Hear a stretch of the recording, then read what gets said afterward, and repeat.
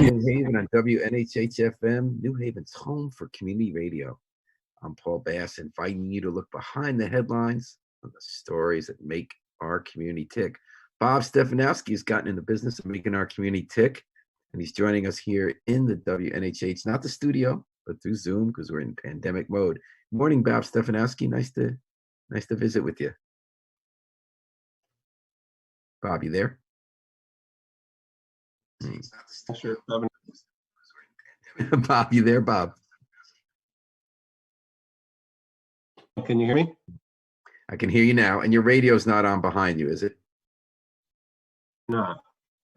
Okay. Well, anyway, Bob's joining us from his home. And how you doing, man? How's COVID? Bob ran for governor 2 years ago from the Republican Party. He stayed active. We saw him in New Haven last week handing out masks at a mask giveaway in Science Park. So, Bob, how you been doing with COVID-19? You feeling good? You been busy?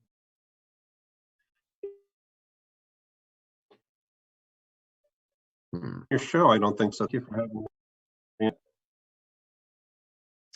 Okay, Bob, you're not really coming. Bob, if you can move to a different location because you're having connection issues. Okay, and I know, folks, you've gotten used to this a little bit in the Zoom era radio. With every show we do is remote on Zoom because it's not safe for us to be in a tight studio with little airflow and shared mics.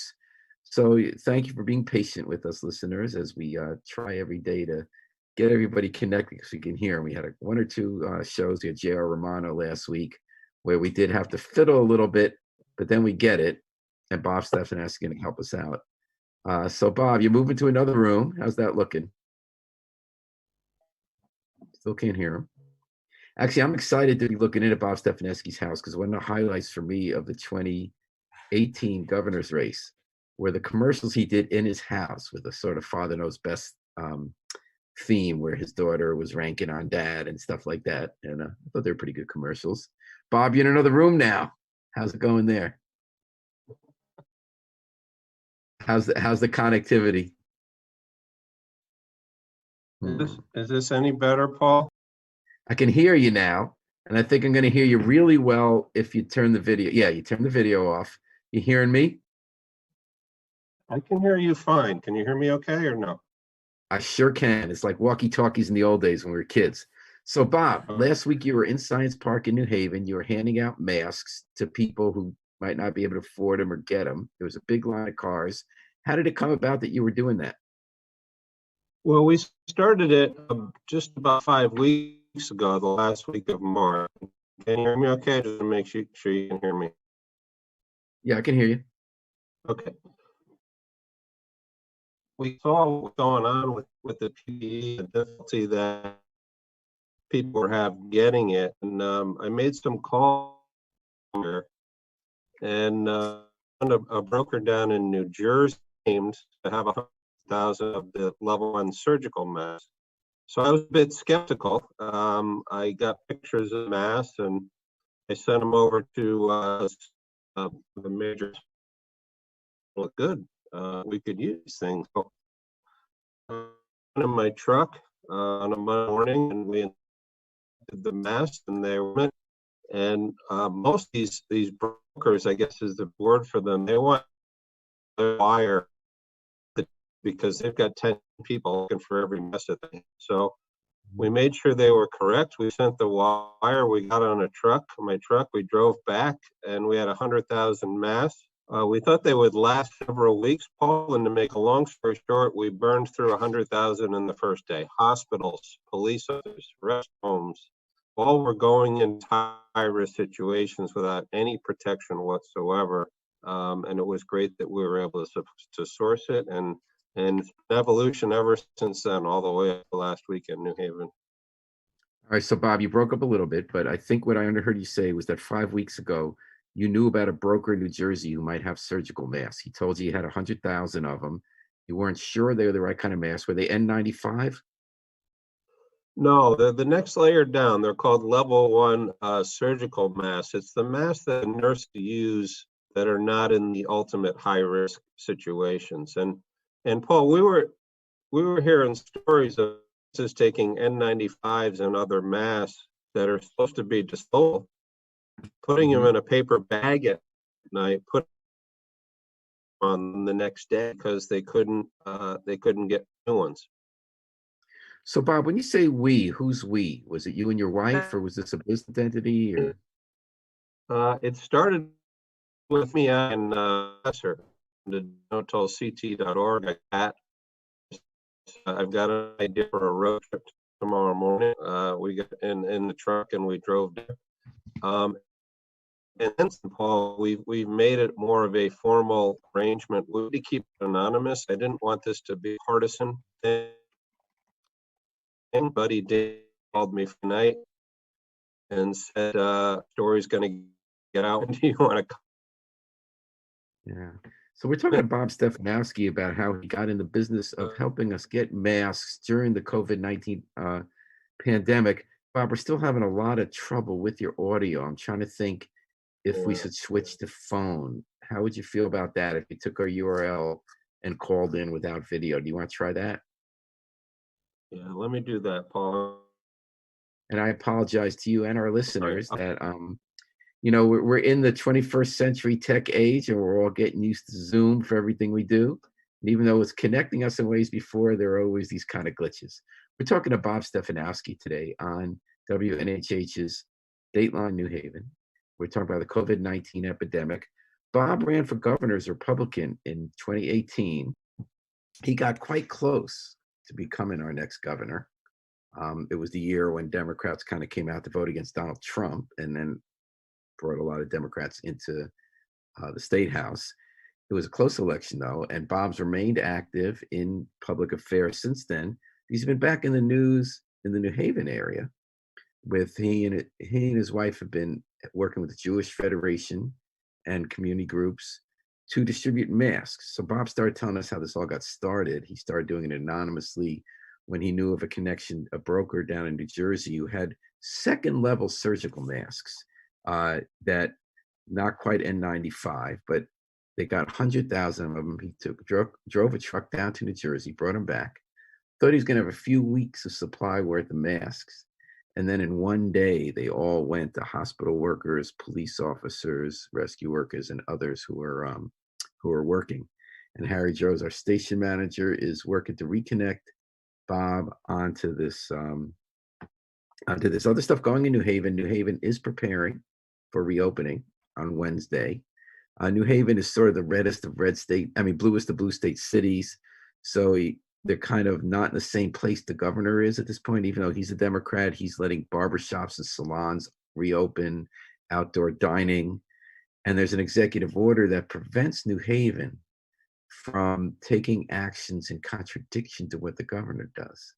So even though New Haven is part of that sort of, we're such a divided country where we look at things from different perspectives, and New Haven didn't want to open so soon, but has no choice now, and is now trying to roll with that. And I'm hoping to talk to Bob Stefanowski about his views on that. I'm back, Paul. Is this any better? Hey, Bob, you're sounding great, Bob. Thanks. We got it working. See, now if we could do this surgical. So no, thank you for your perseverance. So you were still breaking up, but I summarized to everyone how you got involved because you want to get masks. You want to do it anonymously at first, and it was just you like sort of acting on your own, or was it you said it was through an organization? That's the part I couldn't hear. Well, we were quiet about it for a week, and just to go back a little bit, we were hearing stories of nurses. These masks are supposed to be disposable. Nurses and doctors putting them in a paper bag at the end of the day, putting their initials on it, and then using the same mask the next day. We heard stories about nurses going into nursing homes that they knew were infected. They knew some of the elderly people in the nursing home were infected, yet they still went in there every morning without any protection whatsoever. So we started to source these masks. We kept it quiet for a week. My buddy Dan Haar called on Friday. We started on Monday. He called Friday night. He said, Bob, Dan Haar, the reporter from the Hearst? Yeah. Okay. He called me and said, we know who's behind the masks, and the story's breaking one way or the other. Do you want to comment? So at that point, we shifted. Paul, we said, all right, well, let's leverage my network. Let's raise some money around this. We teamed up with a great organization, the Jewish Federation of Greater New Haven, Judy Alpern and her people. We made it a 501(c), and it's taken off since then. We've done 5 major events. We delivered our millionth mask last week. 1 Whoa. million masks we've distributed in Now, I 5 just want to weeks. get, we want to get who the we are, Bob. When you started out, was it an organization or was it just you and your wife? It was just Amy and I at the start for about a week. Pat Sasser, who's with No Tolls, helped me on the first road trip down to New Jersey to pick up 100,000 of these, and it's just expanded from there, Paul.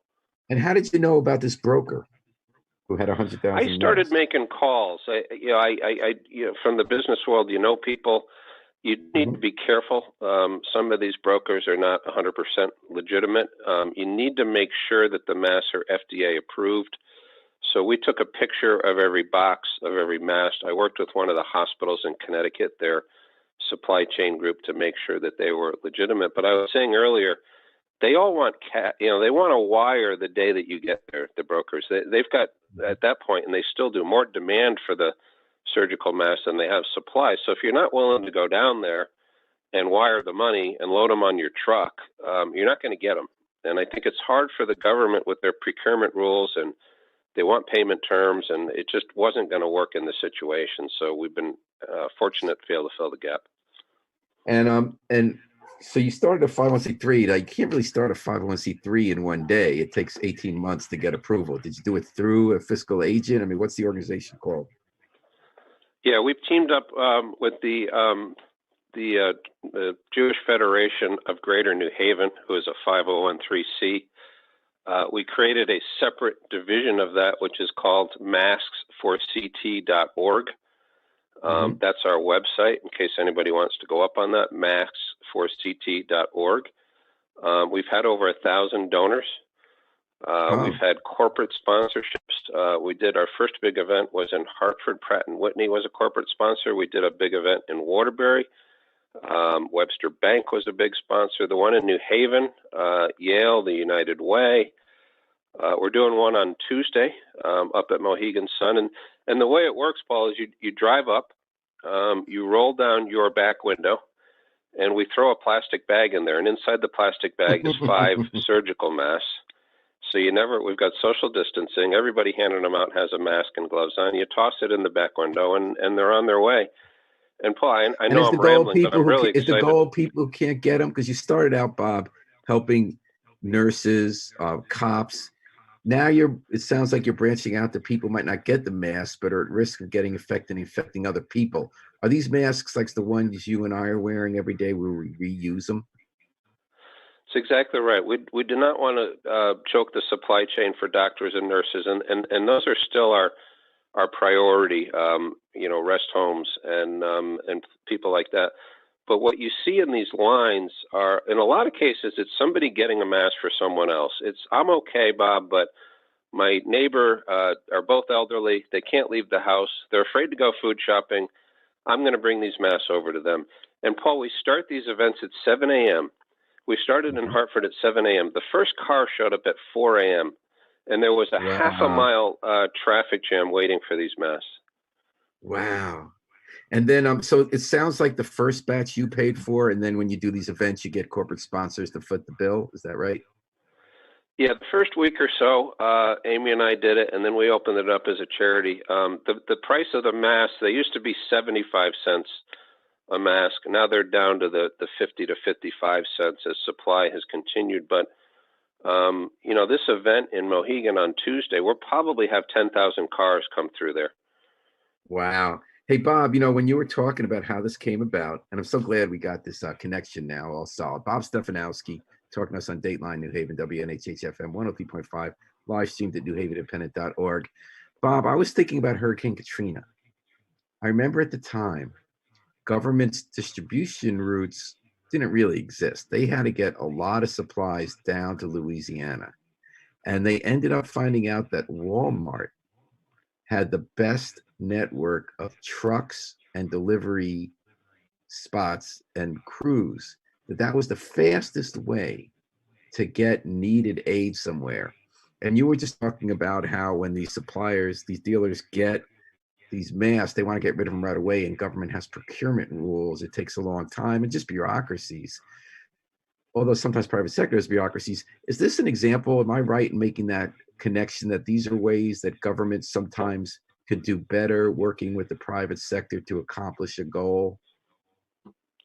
I think so, Paul. I mean, in fairness, I'll say to the public sector, nobody expected this kind of pandemic, and I don't know that I'm there's not any criticizing way the public sector. I'm not criticizing the public sector. Yeah, I'm talking about well, business that's fair. establishes distribution networks, right? That's what happened to Hurricane Yeah, Katrina. There was already an existing yeah, bunch of trucks going from city to city carrying a lot of stuff for Walmart. yeah. I think it's a good analogy, Paul. And we didn't have a network. We put it together. We used Vinnie Candelora, of the House. We used his reps because they were all across the state. So we distributed to them. We've got about 200 people that distribute them. I'm in charge of sourcing. I find the masks. My wife, Amy, is in charge of distribution. She's got a big spreadsheet. She gets up every morning. Where are we going to go with them today? It's also been very bipartisan. When we did the New Haven event, Paul, the mayor, Elliker, came out. A couple of local reps have came out, so we've been using them to help distribute. And it's really, I know I'm talking too much about it, Paul, but it's been an amazing experience to see everybody put politics aside. They realize there's a need out there, and we've gone out and we've met it. And I'm just so proud to be associated with this organization. At first with the coronavirus, I thought everybody was putting politics aside, and I think they kind of were. And now nationally, it's become a red-blue thing again. Sort of all this anger. Because I was thinking, I don't get why anyone's angry at anybody, even if they make a decision you don't agree with on policy, because it's just no one knew. We're still discovering stuff we didn't know about how the coronavirus works and how different experiments around the world do or don't flatten the curve.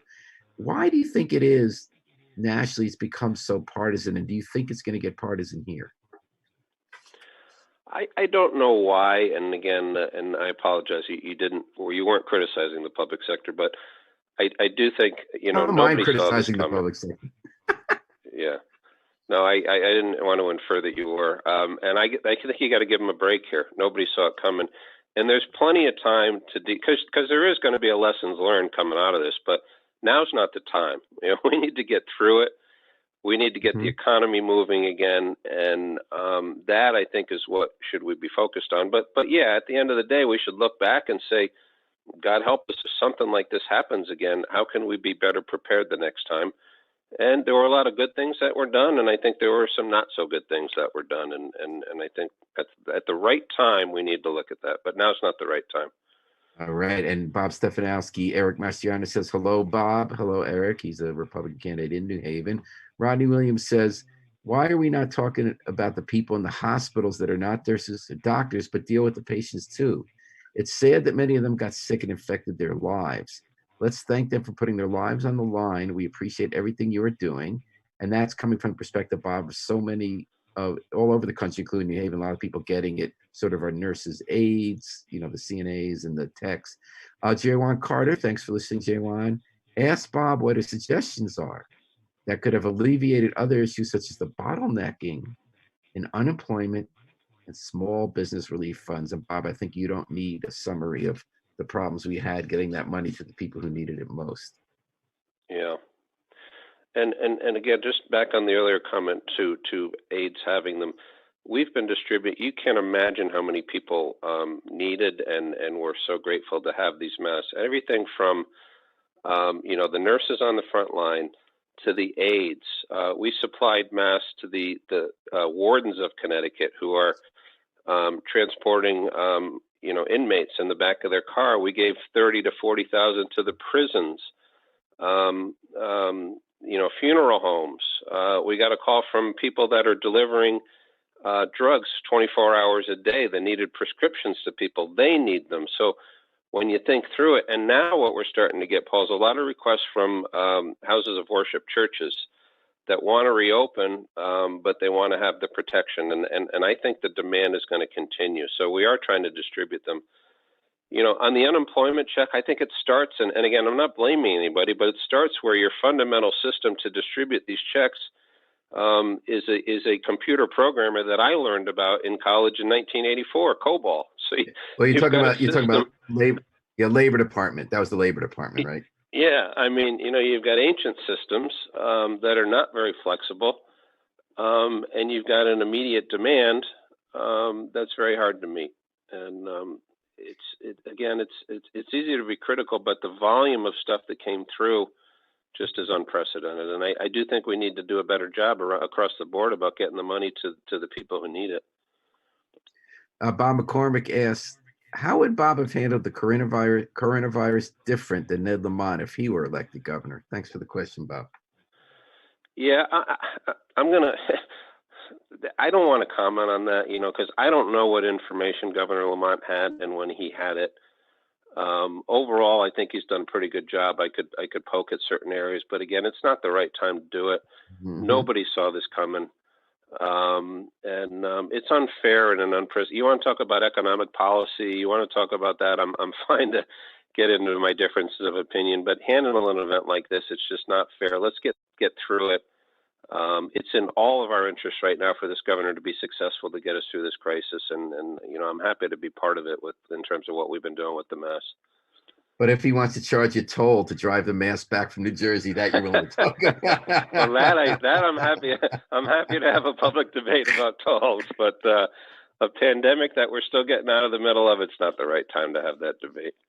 All right, we're talking to Bob Stefanowski. Now, Bob, what are you doing in your day job these days?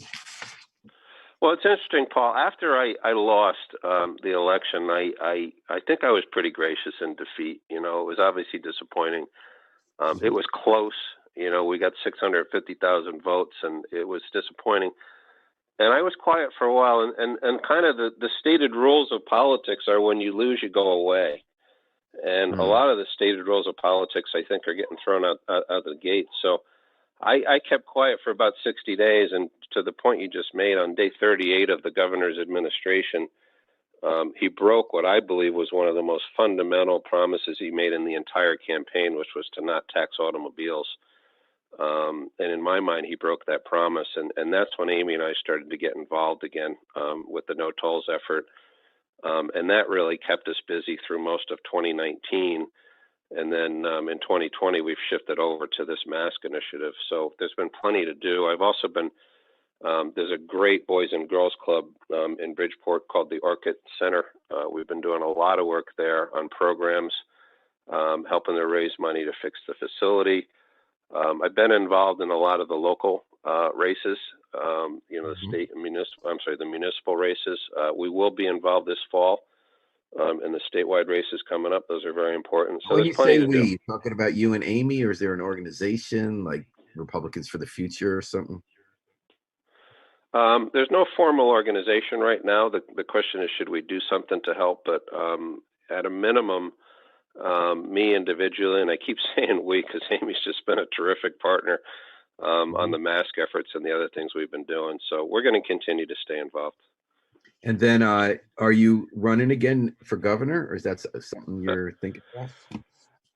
Paul, it's a hard one. I haven't ruled it out. I'll tell you, I'm really enjoying. Somebody on the radio the other day referred to me as an activist. I don't know whether that's a good term or a bad term, but I can tell you, I'm getting so much gratification out of this mask initiative, being close to the people.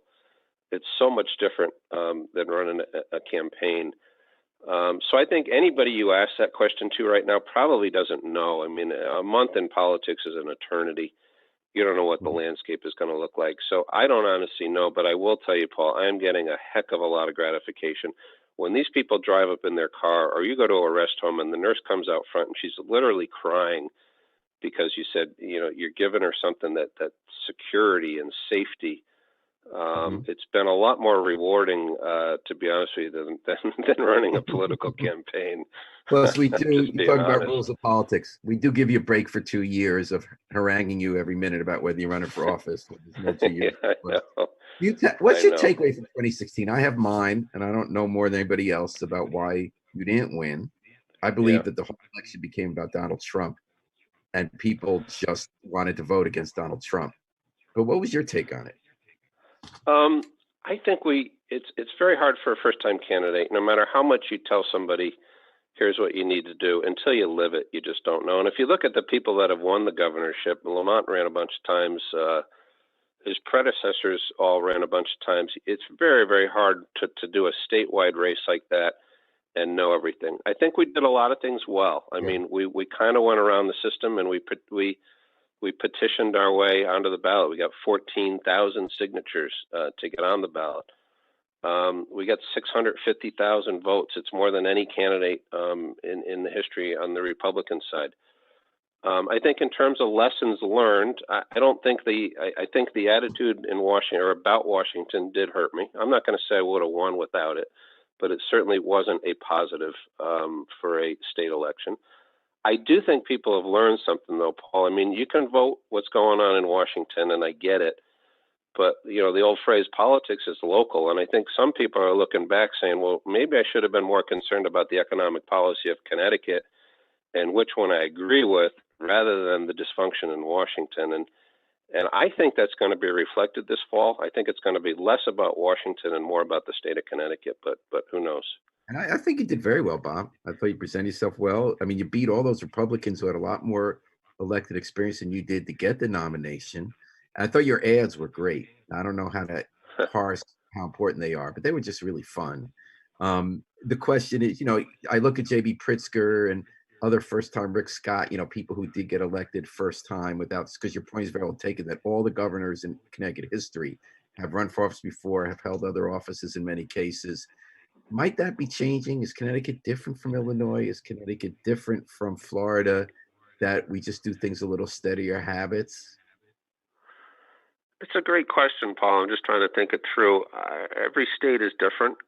That's another thing I would do differently. I had some very good consultants. They were very good, but many of them were outside the state. And I think Connecticut has a lot of subtleties and I've been here my whole life. I grew up on Dixwell Avenue.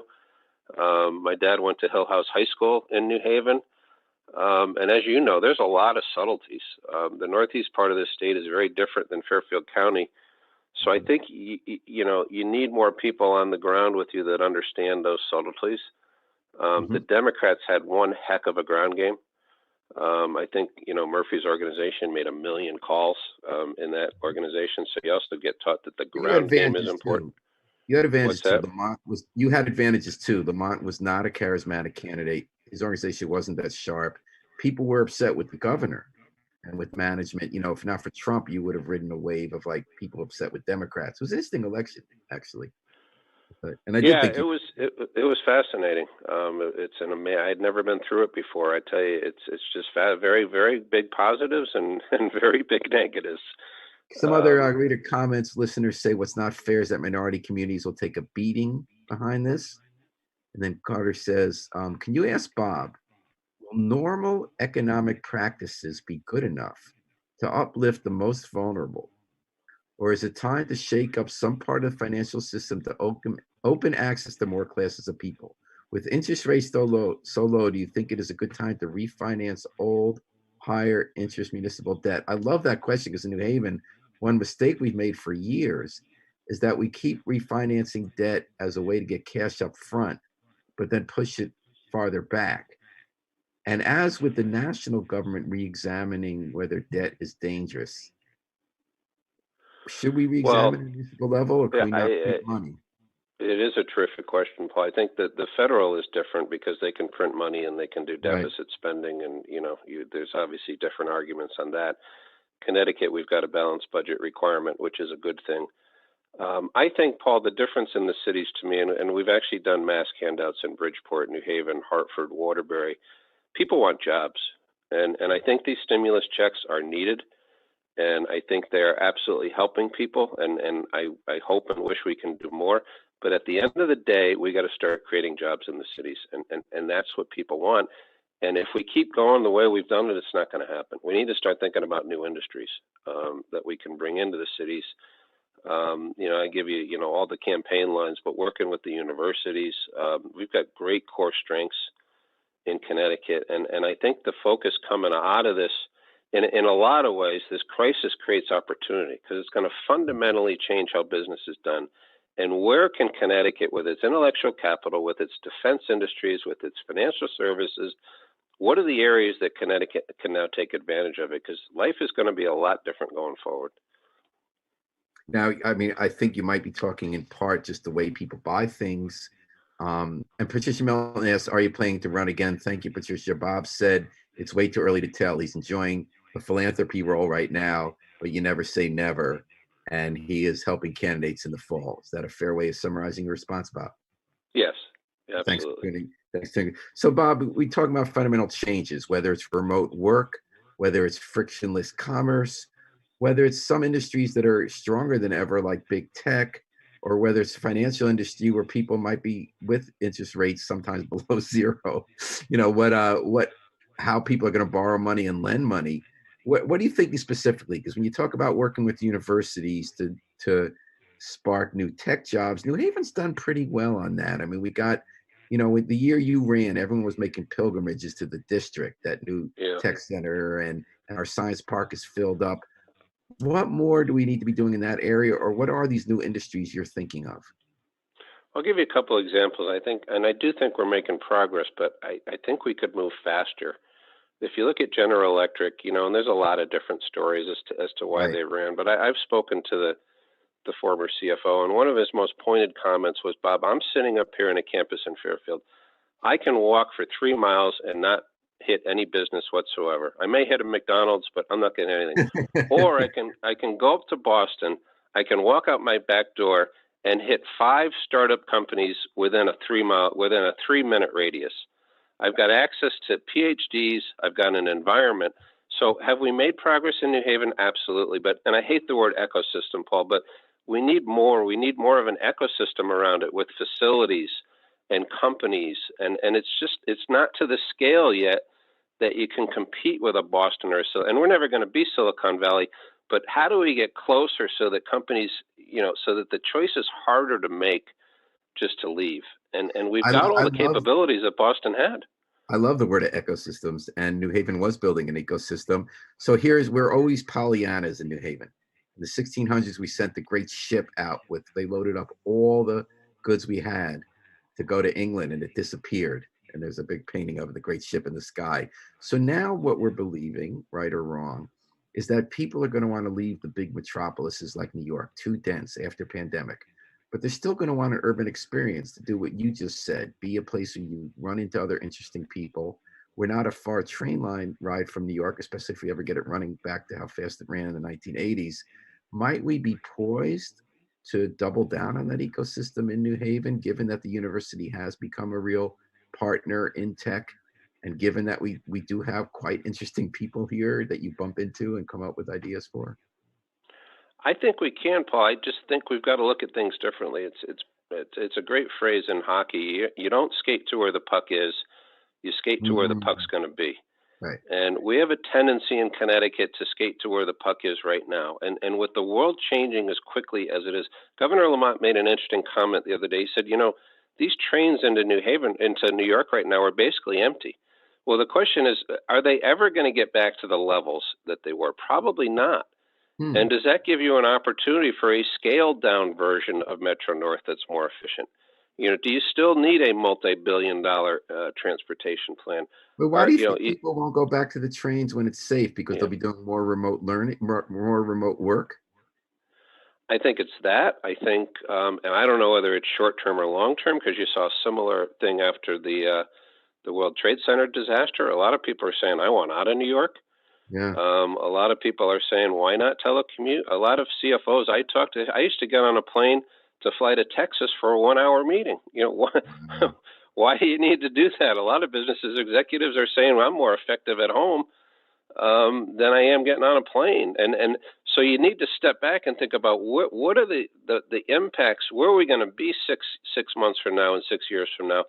And how do we be a leader? And we haven't been a leader for a long time. We've been a follower. How do we be a leader in Connecticut to try to take advantage of some of this disruption and be on the cutting edge of it?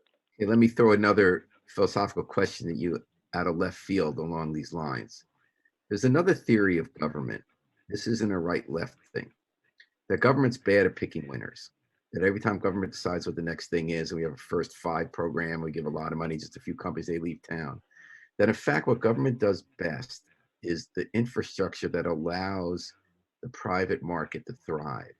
So rather than deciding what the industry is going to be, we get great streets, safety, with public safety and great schools that provide the workers, and great, we need fiber optic. I would argue that fiber optic is in fact the #1 economic development challenge for Connecticut, but that's another show. What about that theory that mayors should really be sidewalk mayors and that governors should be nuts and bolts infrastructure governors? Like if you were governor and Mhm. you overrode the duopoly of the cable companies and the telecoms, and you allowed everybody to get fiber optic, it would be a game changer. And you would not be picking which industries are next. You Yeah. would be getting them here. I agree that the infrastructure needs to be there, Paul. I just don't think the government should be doing it. I think the government should be as small as humanly possible. This is something I feel passionate about. I think 99 times out of 100, whether you're trying to put in broadband or railroads, the private sector is going to do it better. I'm not saying there aren't examples of the private sector doing things Well, you well, would have a but police force, right? And a public school, right? well, I'd have a police force, but I would also have charter schools, and Okay. and I would also have the education follow the child, Okay. so that people have choice. I mean, we get into that debate for a while, but Well, I actually, just think, I want to talk about fiber optic. So it yeah. sounds like, unless I'm mistaken, that you thought I was suggesting a public utility for fiber optic. Now, as Well, a look at dyed-in-the-wool, I don't know if it was Verizon or one of them put in a ton of fiber optic cable. They did it well. They did it. Why does the government need to do it? all right, I would argue the question isn't that the government needs to do it, but the government shouldn't be captive to interest that prevents other people from doing it. So in North Carolina, there was a small city that allowed fiber optic in, and it went from being a depressed city to having companies from all over the country locate there. And the telecoms and the cable companies got the legislature to pass a bill that no other community could do that. In Connecticut, at the regulatory level, Comcast, Frontier, they prevent the shared use of poles in public spaces and infrastructure, so that in New Haven it's taking years for a private company to bring fiber optic throughout the city. Okay, that's a different question. Yeah, I'm somewhat with you on that. I think there's got to be flexibility. I'm not a fan of monopolies, but I do think you need to allow companies to be profitable, and that's a fine balance, Paul, between regulation and who's best equipped to do it. right. But So I like hear if you on that. Verizon We, can't we get it, shouldn't go ahead. I'm sorry, no, I'm sorry, I talked over you. No, you go. No, no, you were saying that you think that, so what happens when, um, let's say in the west side of New Haven, West Rock, you can't get Verizon in there, or you can't get Frontier. How do you do it? Well, I do think at a certain point you need to open it up so that people can gain access, and you need to do it in a way that's cheap enough for the people to use it, but also in a way that the private sector can make a reasonable return on their capital. And I think finding that balance and not creating a monopoly where it's all or nothing, I think is important. Particularly to your point, Paul, I'm all for having more fiber optic in Connecticut. It could transform Connecticut. We just need to find the right balance to get it implemented. I'm just wondering if all sides on the ideological spectrum could agree with the solution, which is that, okay, if you're not going to have government money put in, can you start having government not be the captive of individual industries? What do you mean by captive? Meaning have regulators not worry so much about the profitability of a telecom, or worry so much about the profitability of an individual cable company, that it will let the fiber optic company come in and have same access to those public, underground cable tranches and the poles. Yeah, I'm kind of with you on that. I think the goal needs to be you get the capability to as many people as possible. And there's a lot of models to do that. And to your point, it's a complicated area because you do need government and the private sector to work together. And that always doesn't work so well. Right. But I think you got to start with the premise of getting as much access to this technology to help Connecticut grow as you can. The truth is, like all journalists, I pretend to have high principles, but I'm just mad that they stopped the block from me with the fiber optic. Talking to Bob Stefanowski on Dateline New Haven, WNHF-FM, live streamed at newhavenindependent.org. Thanks, everyone, for your questions. Bob, you and I just went way deep into the weeds, so let's pull out of the weeds. Stuff's reopening in Connecticut. Some people think too fast, some people think too slow. Some people say, why barber shops when that might be the most dangerous place and you can pick it up? And other people say, let's get some herd immunity like Sweden, or like people going to the Yeah. bars in Wisconsin. How fast should we be opening up? Well, again, my issue here is no matter what you do, right, you're going to be criticized. So if we had shut down the schools later than we did, we would have been criticized. I do think it's a bit slow in general, particularly for small businesses that have been sitting on the sidelines for weeks now. You need to do it in a well-controlled manner, but I know health and safety has to come first. But when you look at the food lines up at Rechler Field that are 2 hours long, at a certain point, not having an economy that's moving becomes a health issue as well. Oh yeah, And I mean, if I had to, I'm sorry, go ahead. if I had to make a statement about the quickness versus the slowness, I would say we're a little bit slow right now. And I don't want to ramble, but the other issue for me is the lack of transparency about what we're doing. And I think there needs to be more open dialogue around it. And I think right now it's beneath this curtain and nobody quite knows what's going on. And I'm not sure people have enough input to it. So is your point that if you have a panel of people talking about how to reopen Connecticut, that it shouldn't be exempt from freedom of information laws and we should know what they're saying, and that if the legislature can hold Zoom meetings the way you and I are right now, they could have held hearings with department officials about how they made their decisions? I think that's a great example. I think the Dalio Partnership is another example. I mean, why are these organizations not subject to FOI? There's a lot of great people on that panel to reopen Connecticut. But as far as I can tell, the net result after 4 weeks of work is to pay $2 million to hire BCG. And we had no visibility into that, no visibility into committing $2 million of taxpayer money to hire an external consultant that really shouldn't have any skill set that committee didn't have already. And we've got no input to it and no say on it. When around the corner, you've got restaurants that may not reopen, you've got small business owners that may not reopen, and you got people, now I'm starting to get passionate, Paul, you got people waiting in line for 2 hours for food. At the same time, we're cutting a $2 million check to an out-of-state consultant. There's no excuse for that. Absolutely none. Unfortunately, I can't really engage you in a good conversation about that because you're talking to a reporter. So of course, I'm 1,000% in agreement with you that it's outrageous that the Dalio thing that are not public and they buy the outside consultant. So let me try to come up with something where maybe I can push you a little bit.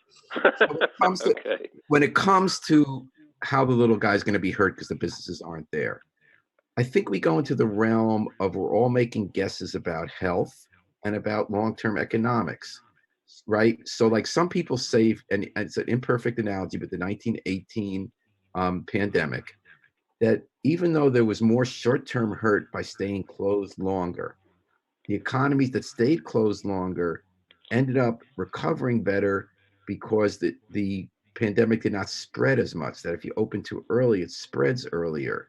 Then there's another point of view based on other data that you can open earlier if you do it smart, because you can still, what we wanted to do, which we did successfully, was flatten the curve, but you are going to be, you protect your most vulnerable, the seniors, the people with immune disorders, but that you otherwise gradually get it through the community.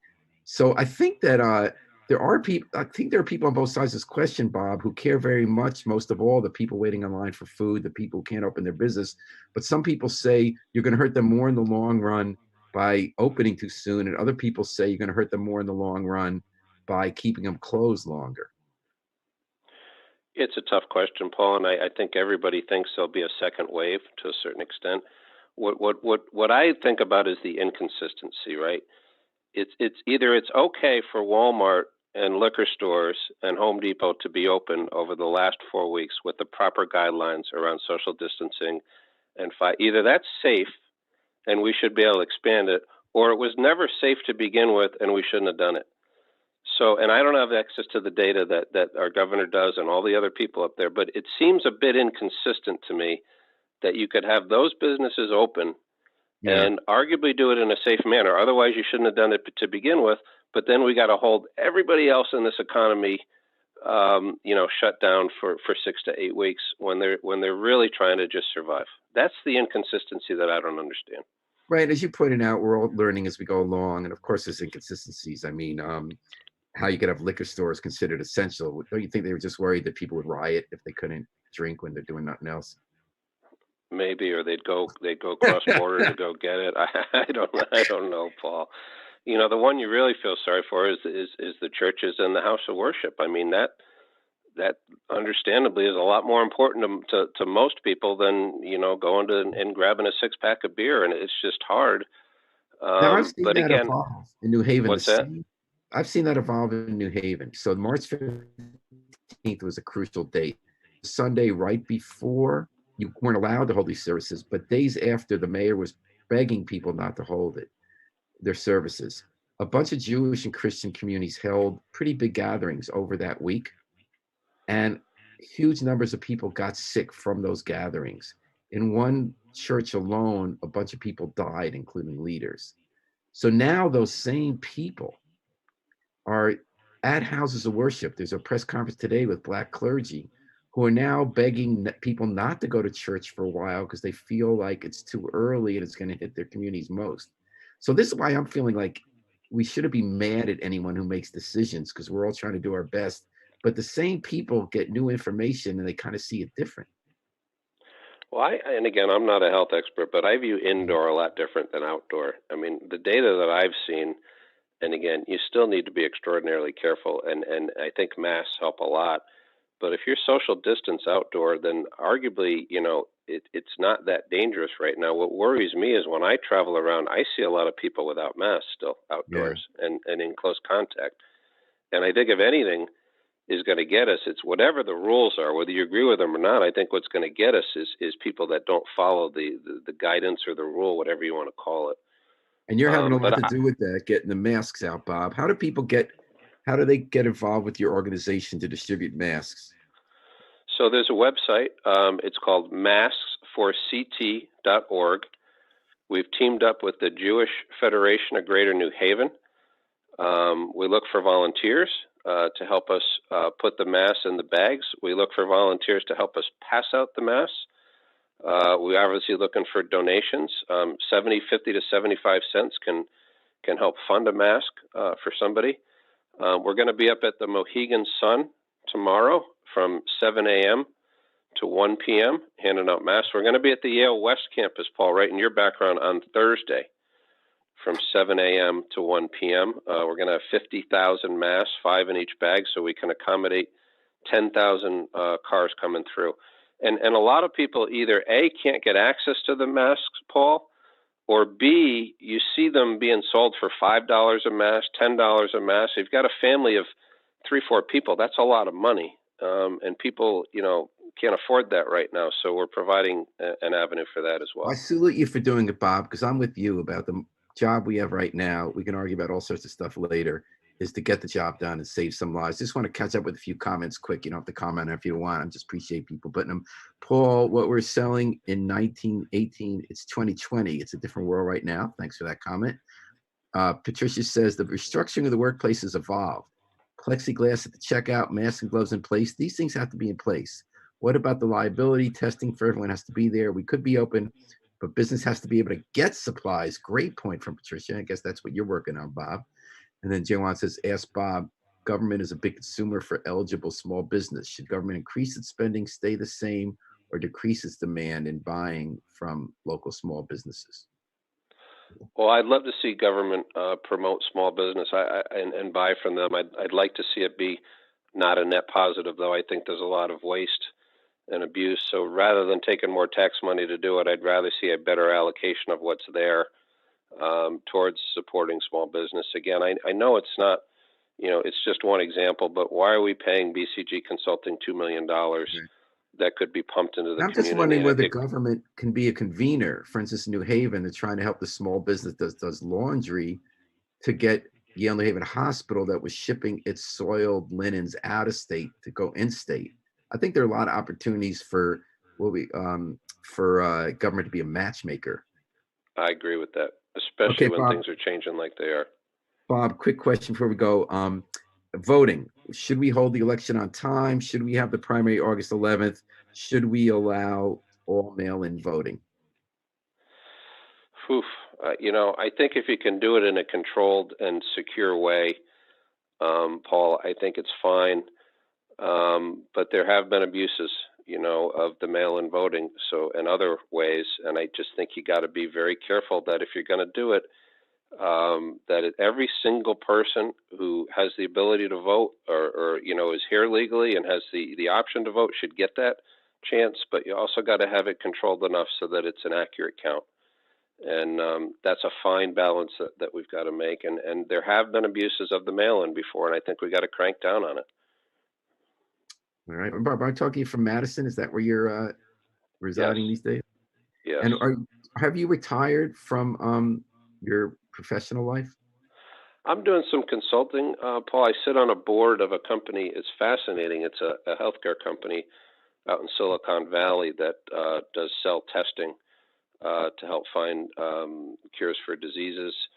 And I'm still dabbling in it, but I'll tell you, most of my time right now is out there on the mask trail, either packing for the next event or handing them out. All right. Well, Bob Stefanowski, I'm really happy you're on the mask trail. Thanks for doing such a good job with it. And anyone who wants to help Bob get masks to the people, you go to I'm just looking up where I wrote it. masksforconnecticut.com. Was that it? Massforct.org. .org. Is that a 4 number or 4 spelled out? FOR. All right. Massforconnecticut.org. Bob Stefanowski, what a treat to visit with you. Thanks for coming in. Thank you so much for having me on. I hope to do it again. I like getting in the weeds a little bit, getting a little wonky on the philosophy. Good general discussion, especially once we get figured out. Thanks everyone for listening and for the questions. The biggest thank you is to our station manager, the miracle man behind the controls, Harry Dross.